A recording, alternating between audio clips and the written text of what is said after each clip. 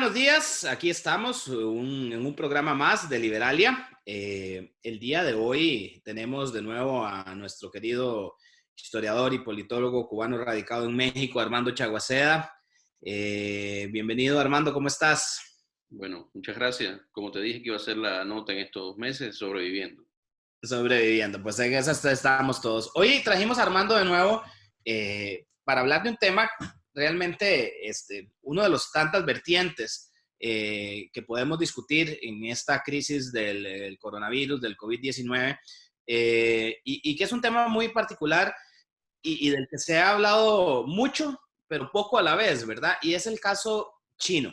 Y cuando hablo del caso chino, quiero referirme a que, bueno, pues todos sabemos que pareciera que el virus surgió de ahí, de China, y eso y bueno, o sea, tuvo un pico en el mes de febrero y pareciera que ahora ya está remitiendo y por lo menos lo que las autoridades chinas nos dicen desde sus medios, que están controlados nada más por el gobierno, es que ya la epidemia va de bajada y que están reincorporándose a la vida normal.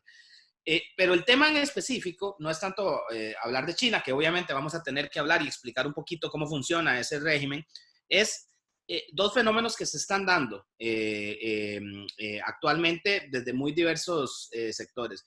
Uno es la chinofobia, si le podemos llamar de alguna manera, que es una forma como de señalar a los chinos como culpables, de mostrar el racismo, chauvinismo, todo contra los chinos, que está muy representado, digamos, por un poco también lo que ha sido más visible, pero se ha dado en todo el mundo, ha sido Trump con su llamarle al virus el virus chino, ¿verdad?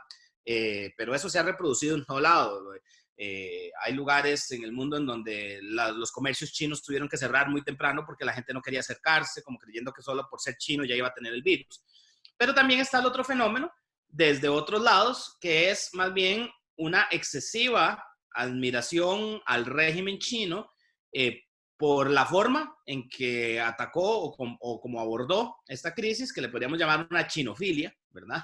Que a veces muestra cosas como deberíamos ser como China, ven cómo sí sirve la planificación central, y bueno, sobre esos dos temas queremos hablar. Pero primero, Armando, yo creo que sería bueno para la gente, porque no todo, China es un régimen muy particular, que hagas muy someramente una breve introducción política de cómo es el régimen chino, qué es en sí y en qué se ha convertido desde que se inició, porque es un régimen muy distinto, aunque lo vemos como una continuidad por tener un solo partido, en realidad no es, esta China actual no es la misma que la de Mao hace muchos años. Entonces, si querés, empecemos por ahí.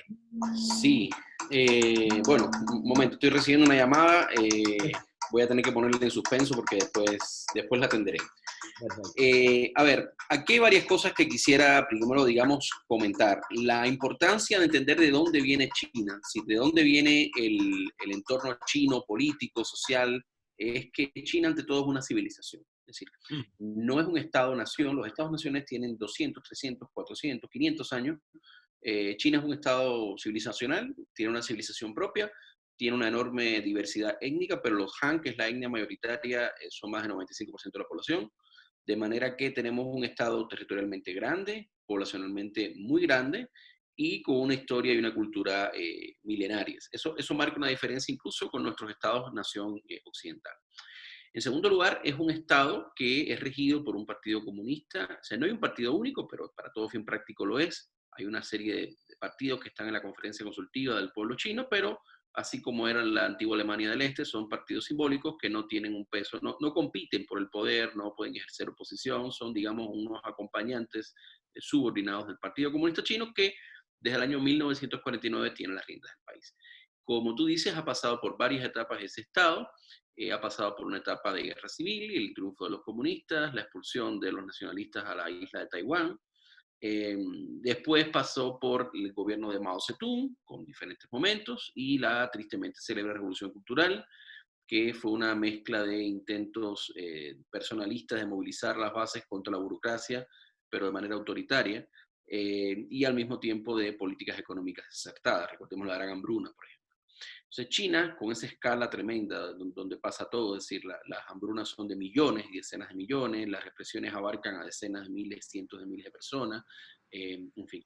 Después, en el año 78, llega la reforma económica propulsada por Deng Xiaoping, reforma económica que transforma el país de manera impresionante, o sea, de ser un país que estaba detrás del PIB de países como España, Italia, no hablamos de Alemania o Francia, pasa a ser la segunda economía del mundo en los últimos años y con vistas a superar en Producto Interno Bruto de Estados Unidos en unos años, de seguir el ritmo de crecimiento anterior a la pandemia. Entonces, esa es, digamos, la evolución de China. Es un global player, es un actor internacional que se ha ido reposicionando y que tiene, quizás eso lo veamos con más calma después, y que tiene algunos elementos distintivos, es decir, combina un partido único centralizado, muy férreo, que ha cambiado de un mando colegiado, digamos una especie de democratización intrasistema, a un mando personalista, lo cual podemos discutir después, con Xi Jinping, que ha sido capaz de utilizar las nuevas tecnologías de la información, las comunicaciones y la informática para ejercer un tipo de control inédito, biopolítico sobre su población, no insuperable, de eso también queremos ver después, y al mismo tiempo ha logrado capitanear una reforma económica con un partido comunista, una reforma económica que ha llevado a un tipo de capitalismo de Estado en la economía. Y Branko Milanovic, este economista muy famoso, acaba de sacar un libro sobre el estado del capitalismo mundial y dice que hay como dos grandes modelos de capitalismo, obviamente con muchos más matices: el capitalismo meritocrático, el capitalismo liberal y el capitalismo de Estado, ¿no? Entonces China, digamos, es la nave de insignia del segundo tipo. Entonces, continuidad del Partido Comunista, 70 años de comando, después economía con un enorme papel en el mercado, pero totalmente regulada, controlada, y una población crecientemente de clases medias, muy consumidora, pero a la vez cuya cultura política y mecanismo de participación y socialización siguen bajo los hilos del poder. Armando, hay gente que ha llamado a China también como un estado totalitario digital, como el primer estado totalitario digital del mundo. Ellos hace no mucho, en el 2014, crearon la Administración del Ciberespacio de China, la ACC, que es una agencia que controla o censura el acceso, no tanto el acceso como los contenidos de lo que se publica, de lo que las páginas que pueden estar. Introdujo directrices que exigían a todas las plataformas, por ejemplo, de Internet, que tenían que producir o difundir noticias y estar gestionados por un personal aprobado por el partido. O sea, quienes hacen o generan noticias tienen que tener, como decir, un comisario del partido que va a revisar contenidos. Pero lo han hecho también a oficinas de Internet de información en los gobiernos locales también de China, o sea, para que se vea cómo llega al nivel local. China es considerada, digamos, por ejemplo, en ciertos reportes como el de Freedom House, como el país, uno de los últimos países en cuanto a libertad en Internet. Está ubicado en un rango de 65 países, está ubicado solo detrás de China están Eritrea, Corea del Norte y Turkmenistán, ¿verdad? O sea, que está dentro de los peores. Y otra de las cosas interesantes con este tema digital, que te lo quiero mencionar, es, bueno, además hay una persecución religiosa muy fuerte, ¿verdad? Estamos hablando de que tenemos los uigures, que son religiosa y étnica, los tibetanos, que todo el mundo sabe, pero también en los últimos años ha habido digamos, una vía hacia una vigilancia extrema sobre las personas. O sea, solo imaginarse que en China hay más de 625 millones de cámaras ubicadas en lugares para vigilar a los ciudadanos, y que además tienen un sistema de crédito social, que a mí me gustaría que hablaras un poquito de eso, porque o sea, esto empieza a tener relación también con el tema de cómo se atacó el COVID, ¿verdad? O sea, ¿qué influencia tiene toda esta digitalización y este control sobre la ciudadanía en el régimen mismo? que ya de por sí es bueno, es totalitario, es vertical, eso que vos mencionabas. Mira, hay varias cosas. Yo creo que podemos retomar la discusión del totalitarismo, no lo vamos a votar acá, este no es una conferencia Sí, teórica, no. pero los conceptos surgen en un origen, tienen un momento y tienen unos rasgos, digamos, centrales, y después van evolucionando esos conceptos como las realidades que reflejan, y hay que analizar en qué medida el concepto pues deja de ser útil o puede actualizarse. La noción de totalitarismo tiene rasgos muy básicos que definió Hannah Arendt y después Karl Friedrich y Zbigniew Brzezinski, que son la presencia de un partido único, una ideología de Estado, una policía política actuante, una estatalización de la economía, aunque eso era matizado, no tenía que ser propiedad estatal, porque la economía nazi no era propiedad estatal, aunque el Estado no intervenía, la soviética sí, y la China, y la figura de un líder carismático. En China, bueno, ese es el momento originario. Casi todos los estudiosos de los regímenes de este tipo coinciden en que después de un tiempo estos regímenes aligeran ciertos de estos rasgos por mutaciones internas y porque el propio sistema, digamos, adquiere cierto nivel de control y de legitimidad social y logra, digamos, ser una especie de totalitarismo atenuado. Y es cuando se habla, como Juan Lins, de post-totalitarismo.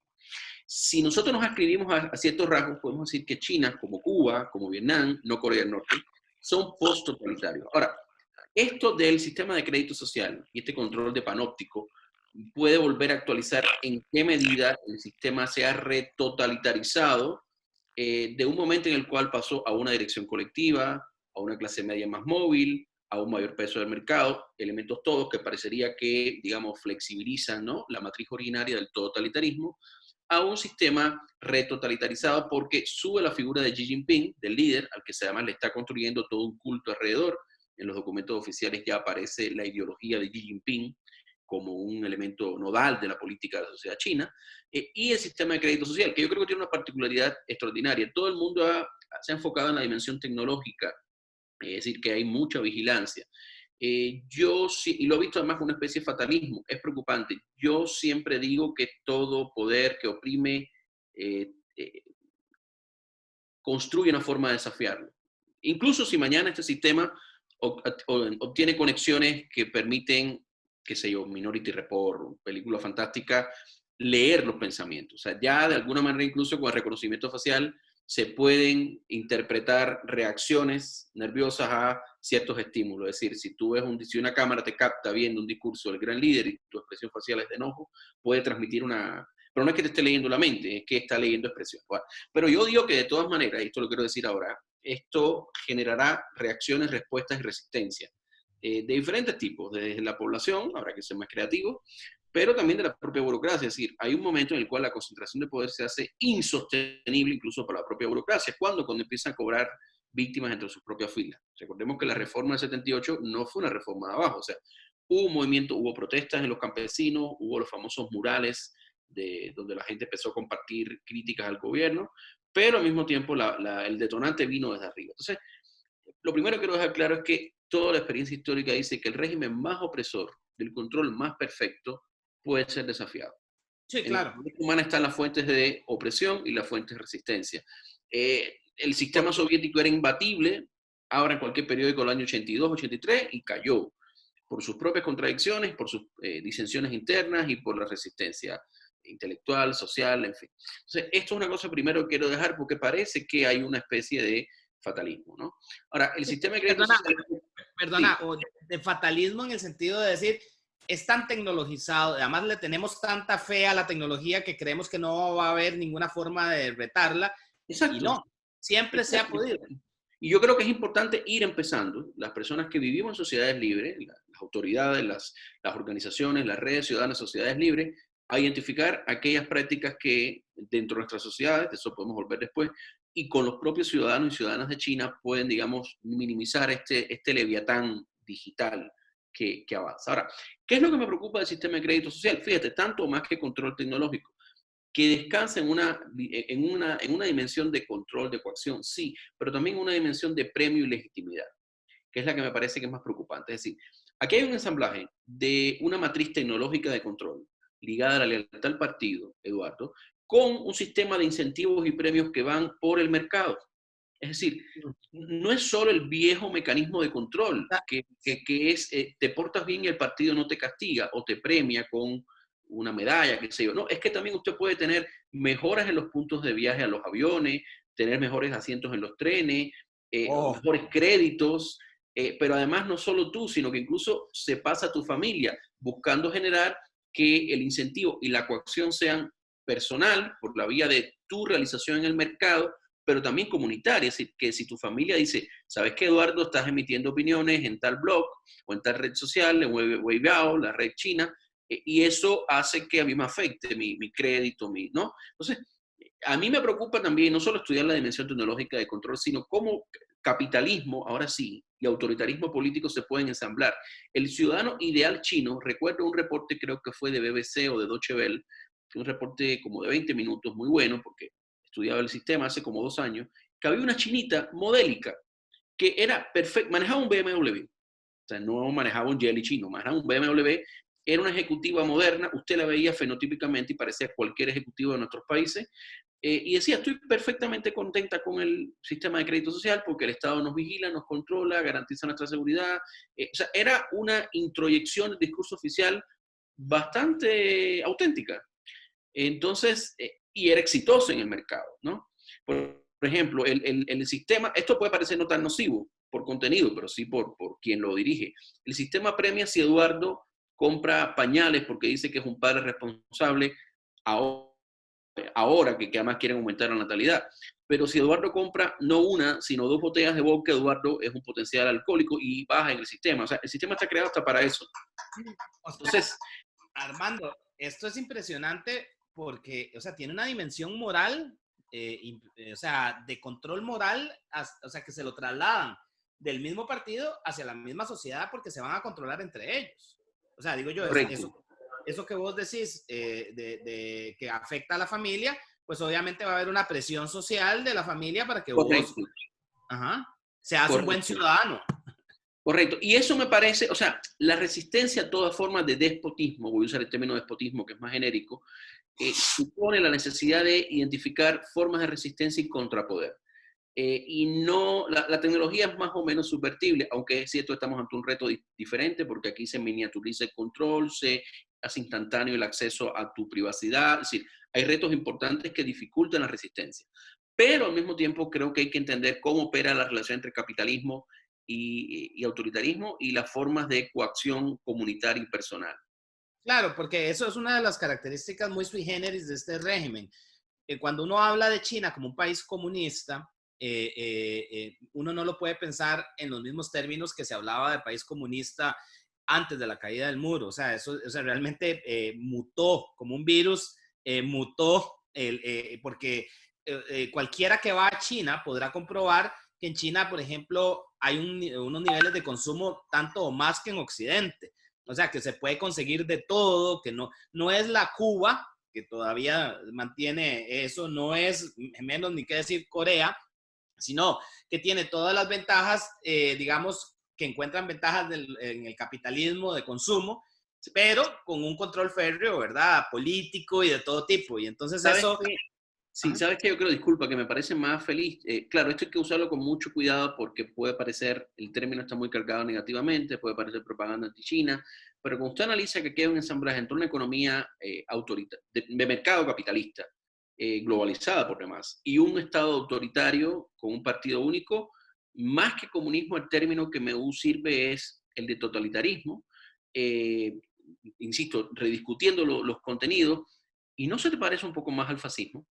Sí, es más un fascismo, exactamente, tenés toda la razón. Sin embargo, y bueno, y es interesante porque ellos mantienen toda la parafernalia comunista y eso era una cosa que te iba a preguntar, ¿cómo han hecho ellos desde una perspectiva teórica muy rápidamente? Porque esto no es una discusión teórica, es más divulgativo, sí. Pero para compaginar toda la teoría marxista con esto, o sea, o sencillamente la han olvidado, no, hay varias cosas, mira, primero la teoría marxista, lo más central en este caso es el rol del partido, que es más bien la variante leninista del marxismo, o sea, eso está vigente, el rol del partido, ellos han ampliado el scope de quienes entran al partido, ¿no? Desde finales del siglo pasado, Dios, ya decimos el siglo pasado.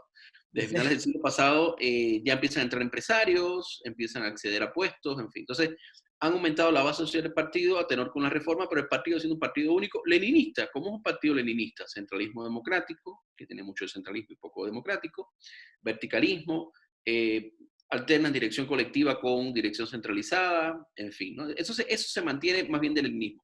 Lo que ellos han rescatado, y es interesante, es los elementos del pensamiento teórico chino. Es decir, hay dos grandes tradiciones en el pensamiento legal y político chino. Una es la llamada legalista, que descansa todo en el peso del Estado como aparato de coacción, como mantenedor del orden, como el que en última instancia impone la norma y la población es absolutamente pasiva. O sea, y la otra es la tradición confuciana, que es la tradición que llama la armonía social, que efectivamente pone a lo colectivo delante de lo individual, pero apela más al ejemplo, la legitimidad. Incluso en la tradición confuciana se reconoce en algunos momentos el derecho a la rebelión, si el estadista no es legítimo. Si tú ves el Partido Comunista Chino, es las dos cosas. O sea, es un estado que ha mantenido, y lo ha hecho razonablemente bien, una buena gestión económica, lo que le gana legitimidad, y todo el tiempo le dedican espacio en sus congresos y en sus directrices a decir, tiene que seguir bien la economía, esa es la base de nuestra legitimidad, importante. Entonces, hay por ahí ese estado es confuciano, y la sociedad más confuciana, culturalmente en buena medida es confuciana, es decir, legitima la comunidad, el orden, los fines colectivos, sin obviar un individualismo creciente y salvaje además. Y está la otra parte del Estado, es decir, el Estado chino es confuciano en la medida que garantiza un buen crecimiento económico, incluye a la población, crece la clase media y por ello tiene legitimidad y tiene valores compartidos con la mayor parte de su población. Es legalista, en el sentido de la tradición legalista china, en la medida que el Estado es el fin de todo y aplica la ley a rajatabla. Y sigue siendo leninista en la medida que ese Estado está comandado por un partido comunista de corte leninista, es decir, vertical, centralizado, regido por el llamado centralismo democrático. Ahora, pasémonos a Occidente. ¿Cómo ha reaccionado Occidente a esa mutación del sistema chino? Y me refiero a las democracias liberales. ¿Cómo cómo ha enfrentado? Porque antes era muy sencillo decir China es una cárcel, está encerrada, está esto, pero esa China que poco a poco empezó no solo a abrirse, porque ya se ven chinos por todo lado, digo yo, siempre se han visto, pero digo yo, tienen libertad de movimiento, bueno, solo los que no manifiestan que son contrarios al régimen, obviamente, pero digamos que la gran mayoría se acomoda, esas grandes clases medias que viajan y que llenan Europa y sus museos y toda la cosa. Su mall. Ajá, exactamente, pero a veces uno oye, yo he escuchado, por ejemplo, aquí en Costa Rica, gente que te dice, pero cuando uno hace estas críticas a ese, digamos, control social y el sistema de crédito social, y te dicen, bueno, pero es que eso es lo mismo que tenemos nosotros con las grandes corporaciones como Facebook y Google, y no nos quejamos de que nos controlen. ¿Qué decir? O sea, ¿cómo ves esa equiparación o falsa equivalencia, creo yo? Bueno, primero decir que en las democracias occidentales hay efectivamente, todo régimen político tiende a la concentración de poder. La naturaleza de las élites y de los estados es la concentración y el ejercicio restricto del poder. Solo la democracia, como un tipo específico de régimen político, ha implicado la participación creciente de la gente y los contrapesos. Democracia que en primer lugar, y quiero decir porque hay muchas ideas para que no se me olvide, no es un producto exclusivo de Occidente, porque he visto una visión culturalista donde desde ese punto de vista, bueno, los chinos, los árabes, la mayor parte del mundo, los rusos un poco, no pueden ser democráticos, solo Occidente es democrático, ¿no? Entonces, en ese sentido, hay un fatalismo, un culturalismo que creo que hay que desechar, e históricamente hablando, podemos decir que, no es que es falso. Es decir, ha habido instituciones, prácticas, ideales democráticos en todas las sociedades del mundo, independientemente que en Occidente se han concentrado las expresiones más maduras en los últimos años. Eso en primer lugar. En segundo lugar, nuestra élite política latinoamericana está muy mal preparada.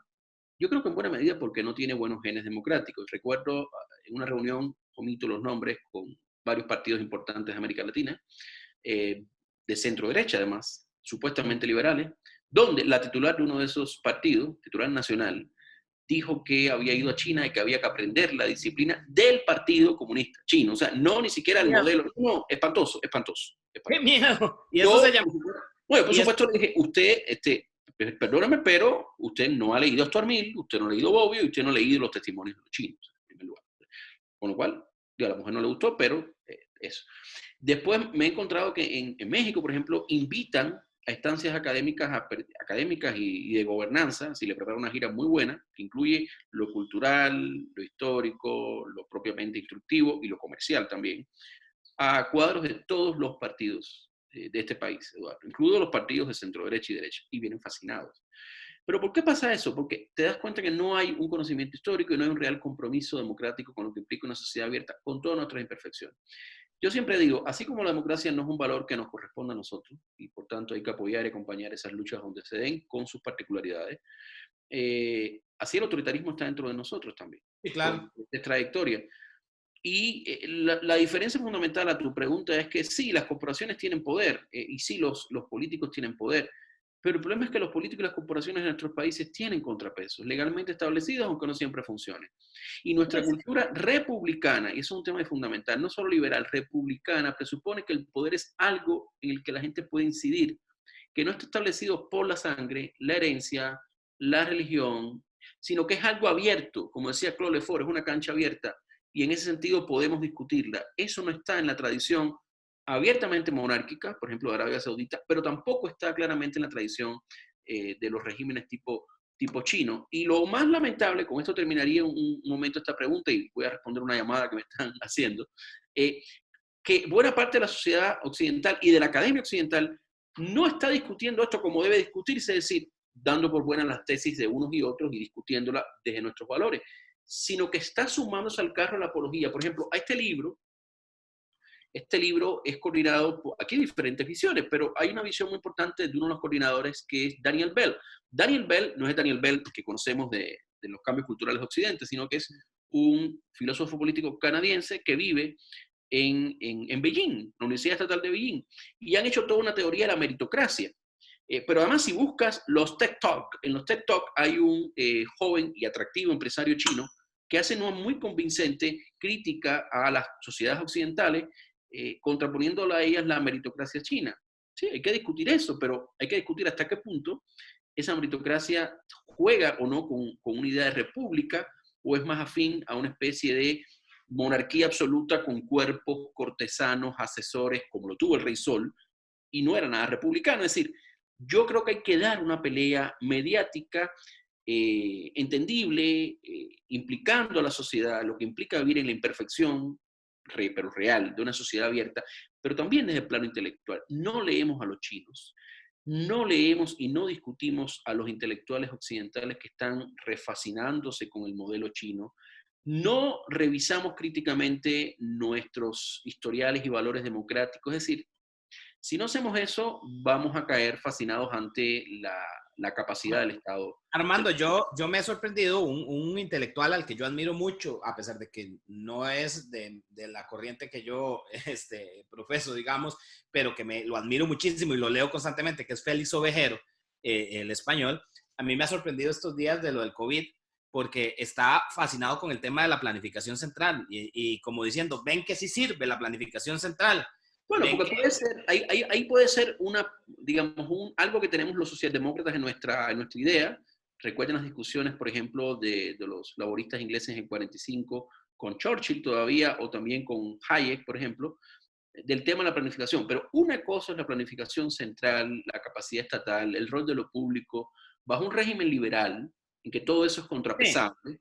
El error de los neoliberales ha sido querer desaparecer lo primero y extrapolar lo segundo. Pero una cosa es tener capacidad estatal, una cosa es tener una defensa de lo público, que lo público no es lo estatal. Armando, hay a mí me ha llamado poderosamente la atención en los últimos años que hay muchos sectores dentro de Occidente y aquí incluyo a todo tipo de sectores. Los puedes encontrar desde la izquierda hacia la derecha. A ver, si es que eso tiene ahorita tan fácil, o sea, se pueda definir tan fácil la izquierda como derecha, porque ahora hay demasiadas combinaciones. Esas categorías están bastante... Yo las sigo usando, a pesar de que la gente dice que están obsoletas y todo, lo que pasa es que hay que adjetivarlas. Un comercial nada más, muy, muy rápido. O sea, sigo como tú pensando que son usables en la definición de libertad y justicia o libertad y equidad que decía Bobbio. Creo que son valiosas, son usables, hay que actualizarlas, pero siempre propongo a mis estudiantes, así como ver el eje horizontal izquierda-derecha, ves el eje vertical democracia-autoritarismo. Eso nos define 4 cuadrantes que nos permite entender que hay izquierdas democráticas, izquierdas autoritarias, derechas democráticas y derechas autoritarias. Solo una nota. Ese cuadrante es importantísimo verlo porque a veces por usar solo uno de los ejes nos tendemos a sentir demasiado lejanos a uno de los lados cuando estamos más cerca de lo que creemos y por eso eso nos facilita el diálogo. Yo soy muy dado a eso. Por eso aquí estamos hablando un socialdemócrata como vos con un liberal como yo y tenemos coincidencias muchísimas porque creo que si vemos los dos ejes nos entendemos mejor. Pero te decía que yo he visto a gente de muchos lados, por ejemplo, tener una admiración increíble por Putin. Ahora con esto del COVID ha renacido un poco el tema chino, obviamente, ¿verdad? Eduardo, perdón que te interrumpa, acabo de pausar la... Fernando, bueno, ahora, después hablamos. Te decía que veo mucha admiración a veces de gente hacia Putin, por ejemplo, ahora con el tema del régimen chino. Y eso es un poco de lo que mencionabas anteriormente, que en Occidente, a pesar de que vivimos en democracias republicanas, liberales, hay también y tenemos un ADN totalitario, autoritario, que admiramos el orden y que sobre todo en estos momentos casualmente de crisis, que yo ahí vieras que también tengo una digresión en algo que decías vos anteriormente, por ejemplo, ahorita que se está afianzando mucho, como decir, ven como en la crisis estamos acudiendo a que el Estado es el que nos va a resolver y nos va a salvar y todo eso. A ver, yo creo que desde la perspectiva liberal nunca hemos negado el Estado, salvo que estés en las corrientes más anarcocapitalistas. Yo siempre he propugnado por un Estado fuerte, nada más que un poco más pequeño y menos intrusivo en la vida de los ciudadanos. Y además estamos en un tiempo de excepción, y de un tiempo de excepción que es inédito en el mundo, que es una crisis pandémica mundial, por algo es pandemia, planetaria, yo diría, pero también económica, a la que vamos, y que va a haber que hacer soluciones en donde que hay que ensayar con el Estado, es que no queda de otra, digo yo. Yo creo que ningún liberal en su sano juicio va a pretender que el mercado resuelva absolutamente todo de una situación de emergencia como la que estamos, ¿verdad? Pero, ¿por qué crees vos o crees vos que es un peligro que empecemos a ver con buenos ojos estos regímenes totalitarios, hablando específicamente de China, por ejemplo? ¿Podrá ser que empecemos a blanquear y aceptar con mayor... A mí una de las preocupaciones que me ha dado esta crisis es esa fe ciega del individuo de decir, ay, que el Estado me proteja, que todo lo que va a hacer está bien porque lo va a hacer por mi bien. Y puede ser que en este momento sí, pero si no seguimos teniendo los controles democráticos, esto puede degenerar en cosas muy peligrosas, ¿no crees? Mira, yo siempre desconfío en las soluciones mágicas, vengan del Estado o vengan del mercado. El mercado, porque el mercado solo genera más que opresión política directa, genera desigualdad, genera desciudadanización, y eso afecta la condición básica de la vida, de la integridad, la seguridad del ser humano, pero también favorece en la medida que desempodera a algunos y empodera a otros. El mercado suelto, salvaje y regulado es un pavimento a la opresión. Así como Hayek decía que el Estado era un camino de servidumbre, yo diría que el mercado salvaje lo es también. Pero lo que ahí es de manera indirecta, en el Estado total lo es de manera clara y directa. Entonces, de acuerdo contigo. Ahora, vuelvo a un tema. Exploremos las diferencias de las dos formas de entender la política y de hacer la gestión. Una cosa es que en situaciones de excepción, para lo cual hay toda una discusión ya intelectual que tú has adelantado, legal incluso, que se tendrá que revisar y seguramente algunas cosas cambiarán, pero que rige un estado de excepción sin sacrificar las libertades. Mira, yo creo que una pieza icónica en esto es el discurso de Angela Merkel. Perdón, yo sé que se va a convertir en un lugar común ahora de los buenazos, pero el discurso de Angela Merkel, en medio de tanta desorientación y tanta tendencia al negacionismo o al nacionalismo o al diluir la responsabilidad, es una pieza magistral de vendrán momentos duros, la comunidad tendrá que hacerse cargo, reforzaremos nuestros vínculos sociales, nos revisaremos como personas responsables, el Estado tomará decisiones también, hay recortes de libertades, en Alemania, por ejemplo, ya no puede haber reuniones públicas de más de 2 personas, es un recorte de libertades, pero al mismo tiempo no hay una censura de prensa, al mismo tiempo no se han suprimido las libertades, es decir, ¿puede convivir la libertad política, la sociedad abierta con un estado de excepción? Seguramente. Al mismo tiempo, nada me garantiza, técnicamente hablando, de que la supresión de libertades, con lo que implica en falta de transparencia y rendición de cuentas, implica una mejor gestión.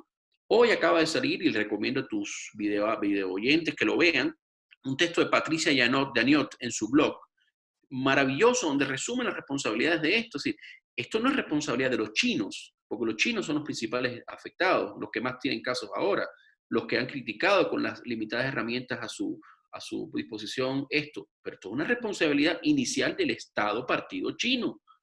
Y eso hay que decirlo, y eso no es ni xenofobia, ni racismo, ni nada. Así como es un error vulnerar el multilateralismo, así como es un error decir, como dice ahora Trump, desconociendo los criterios expertos de los pocos consensos básicos que hay, que, bueno, la economía va a estar primero y qué sé yo, claro que va a haber que mantener un equilibrio entre economía y control de la pandemia, pero ahora lo fundamental es controlar eso. Así como eso es un error, y es el tipo de errores que hay que criticar, en primer lugar porque es posible criticarlos en democracia, es decir, los errores y los horrores de los políticos democráticos, caramba, no podemos entonces ahora, en medio de la impresionante campaña de relaciones públicas, porque otra cosa no es lo que ha hecho el Estado chino por todo el mundo, con los recursos a su disposición, entre ellos sus recursos humanos, y de ahí podemos hablar también del Estado cubano.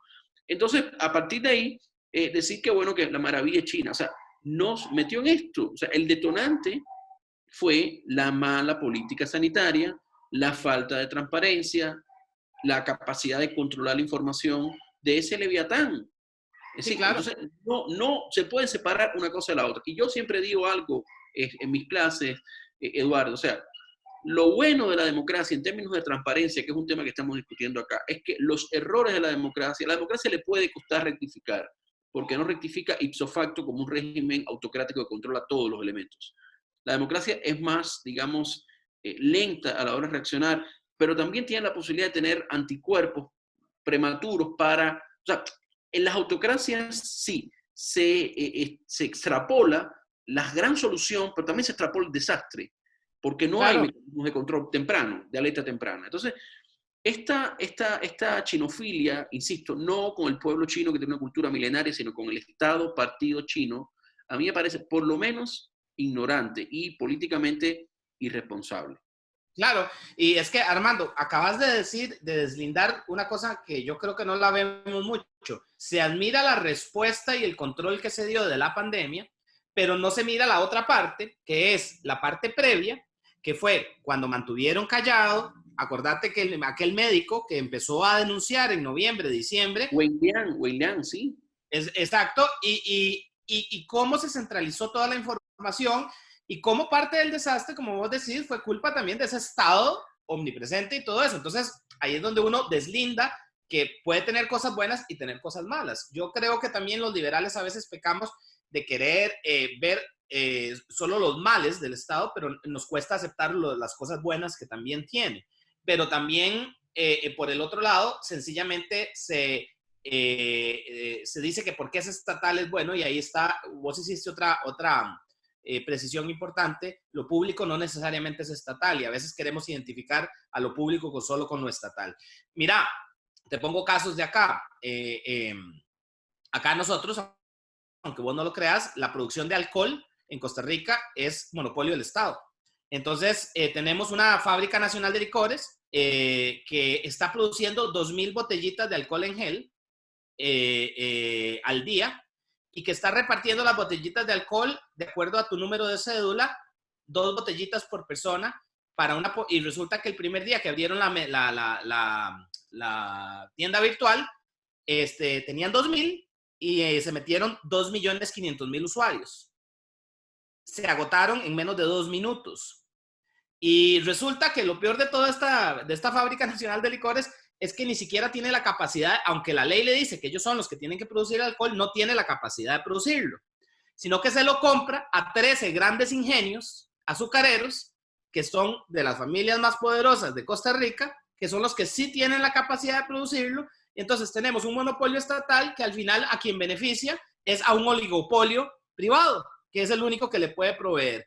Entonces, y aquí hay gente que está defendiendo Fanal diciendo qué maravilla que gracias que el Estado tiene la producción del alcohol, porque si no estaría agotado. Pero por otro lado, resulta que tenemos el jabón, que se puede producir de forma privada y no hay escasez de jabón, pero de alcohol sí hay escasez.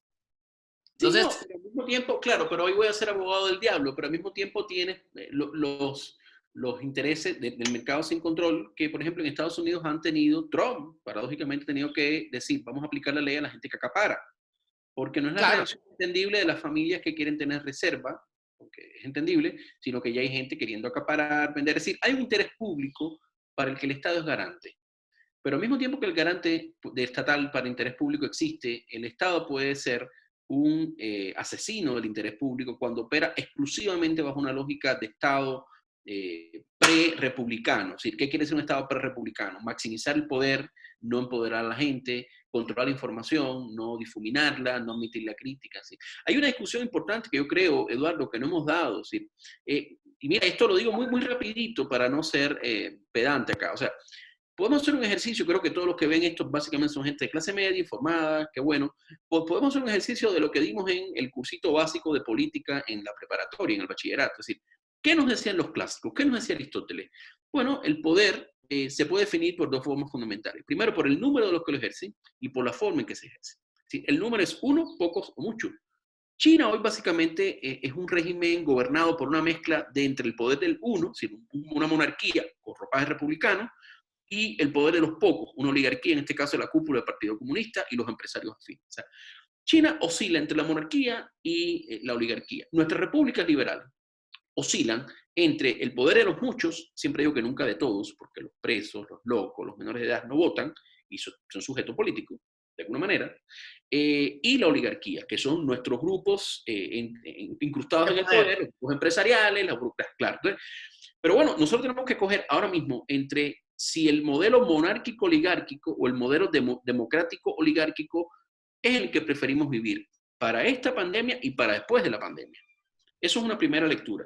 Y las segundas clasificaciones que yo pudiera recordar a Weber también, que Weber, ¿te acuerdas que hablaba de la ética de la responsabilidad ¿no? y la ética de la convicción? Es decir, cuando gobierna una fe, una ideología, que puede ser una fe en un mundo diferente, pero puede ser una fe también en la infalibilidad del poder del Estado o del mercado, y eso no es contrastado con información, con la crítica, con los derechos de la gente, pues eso es un callejón sin salida, mientras que la ética y la responsabilidad supone conocimiento experto. Yo creo que nosotros tenemos un enfrentamiento ahora mismo en el mundo de tipos de gobernanza, para decirlo de una manera que implica sociedad y Estado, que oscilan entre oligarquías, monarquías con ropajes republicanos, democracias más o menos oligarquizadas, por un lado, eso en la dimensión de quién tiene el poder y para qué lo ejerce, y ahí se me olvidaba un tema, y Aristóteles decía, y además, ¿para qué lo ejerce?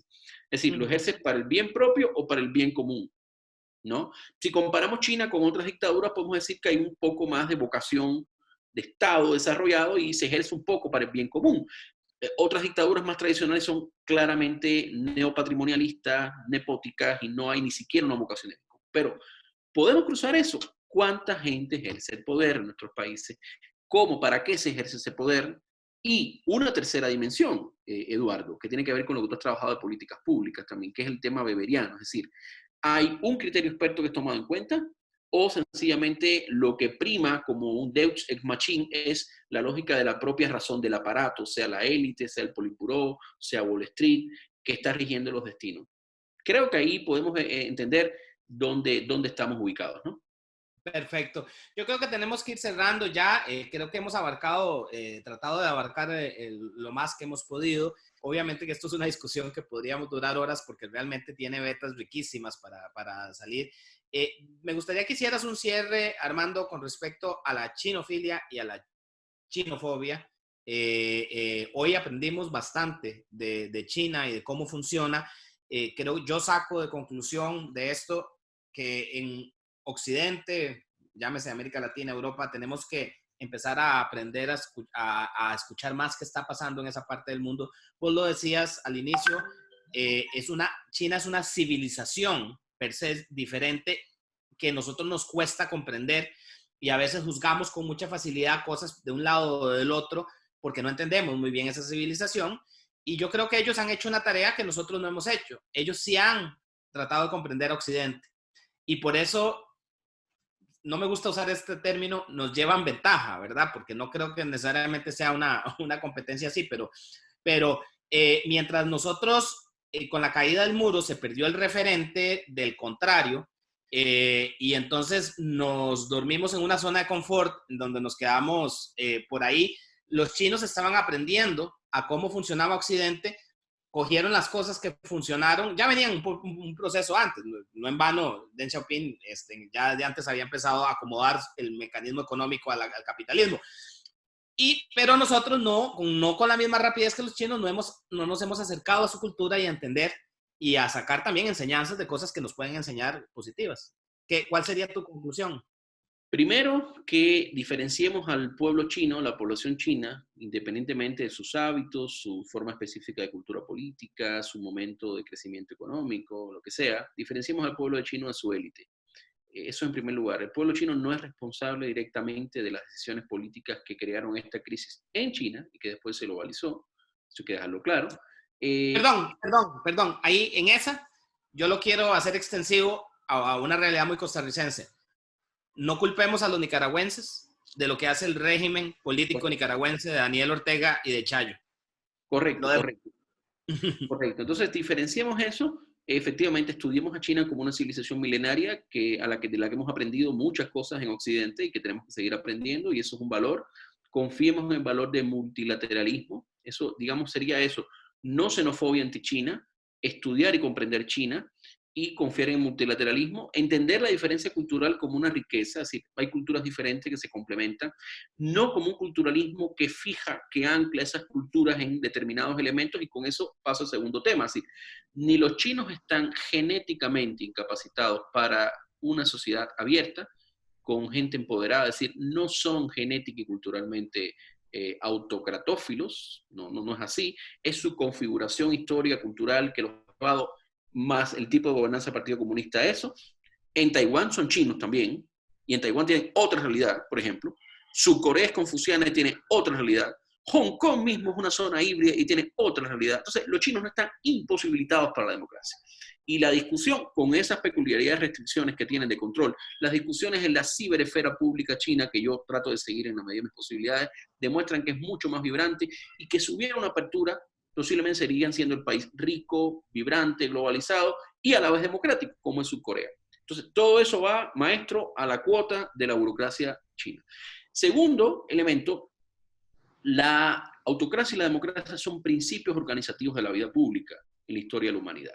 ¿Sí? Somos en Occidente, por una serie de eventos históricos, la concentración más grande de democracia en los últimos 200 años, culturalmente, espacialmente, pero tenemos dentro de nosotros elementos que contribuyen a que la gente pueda abrazar la autocracia, el ansia de líder, la mano dura, la idea de Estado provincial, todos esos elementos. Entonces, entendamos que esto es una disputa global, entendamos que nosotros tenemos que buscar y defender nuestros valores, si son valores democráticos, y quien no los tiene, de la forma más creativa posible. Aquí nada está decidido. No hay una correlación técnica entre una buena gestión de crisis epidemiológicas y autoritarismo. Eso es absolutamente falso. Sí hay una correlación entre una buena gestión de la crisis y una capacidad estatal, pero nada de eso tiene que ver con la imposibilidad o no de un Estado de Derecho, de frenos y contrapesos, de rendición de cuentas. Eso es falso. Corea del Sur, Taiwán, incluso Alemania, Costa Rica y Argentina en América Latina, con sus especificidades, nos dicen que la dimensión ambiental de la epidemia tiene correlación con una capacidad estatal, pero que pueden ambas coexistir con un Estado de Derecho adaptado a las circunstancias. Entonces, dejemos la chinofobia, dejemos la autocraciofilia y defendamos un mañana mejor, sano, en el que salgamos todos de esta vivos, pero sin sacrificar nuestras libertades. Vivir con libertad es uno de los elementos más preciados del ser humano, que es hasta ahora la única especie que puede configurar su propio destino. Muchas gracias, Armando. Creo que estuvo lindísima esta conversación con respecto a China. Me encanta realmente. Yo he sido uno que la verdad me siento un poco ignorante de la realidad china, a pesar de que por ahí paso, leo, busco, lo que sea, pero me deja a mí mismo una tarea de entrar y tratar de comprenderlos mejor. Hago un anuncio muy rápido que espero que Harvard me premie. Harvard ha puesto en esta situación de pandemia cursos libres en campus virtual, y hay 2 cursos muy buenos que recomiendo de China histórica y de China contemporánea. Excelente. Y Armando, si nos puedes pasar después algún tipo de literatura que vos creas que sea buena para entender esto, me la pasás y ahí lo colgamos para que en la publicación para que la gente lo tenga como una referencia. Claro que sí. Un saludo y bueno, seguimos por acá. Seguimos por acá y nos vemos pronto, Armando. Chao. Chao.